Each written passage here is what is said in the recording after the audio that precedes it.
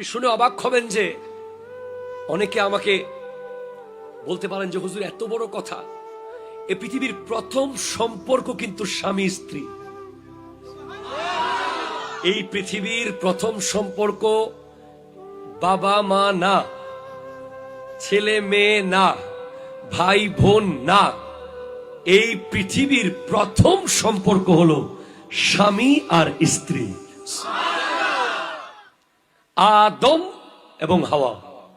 জোরে বলেন সুবহানাল্লাহ, জোরে বলেন। তার মানে আপনি আর বেশি খুশি হয়ে আজকে থেকে বউকে আবার মায়ের উপরে তুলে ফেলিয়েন না। এটা জাস্ট আমি বিয়ের মূল্য বুঝাচ্ছি আপনাকে। বিয়ে এমন জিনিস যেটা একজন ভয়ঙ্কর গুনাহগারকে ওলি বানিয়ে দিতে পারে।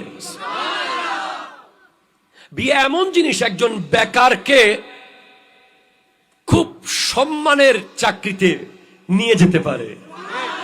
বিয়ে এমন জিনিস একজন ইফতিজারকে নেককার বানিয়ে দিতে পারে। একজন পথহারা যুবককে পথে ফিরিয়ে আনতে পারে।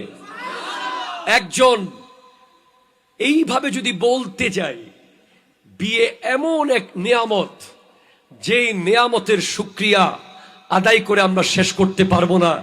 আল্লাহ বলছেন হুন্না লিবাসুল লাকুম, তোমাদের স্ত্রীরা তোমাদের জন্য লিবাস, কাপড়।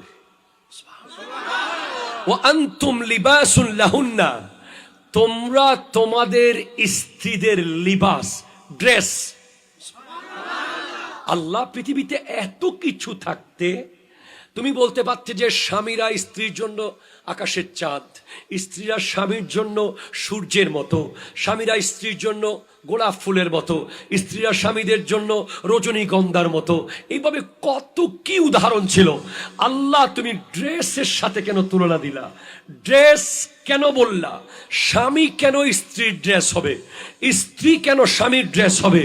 বলছে যে তুই অফিস থেকে এসে চশমাটা রেখে দিবি, মোবাইলটা রেখে দিবি, ঘড়িটা রেখে দিবি, মানি ব্যাগটা রেখে দিবি, কিন্তু তোর জামাটা অফিস থেকে আসার পর তুই রাখবি না।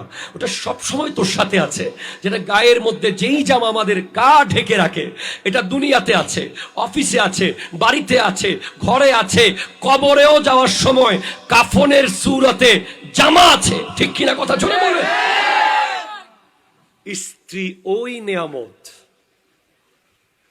যেটা স্বামীর সাথে জামার মতো আজীবন থাকবে।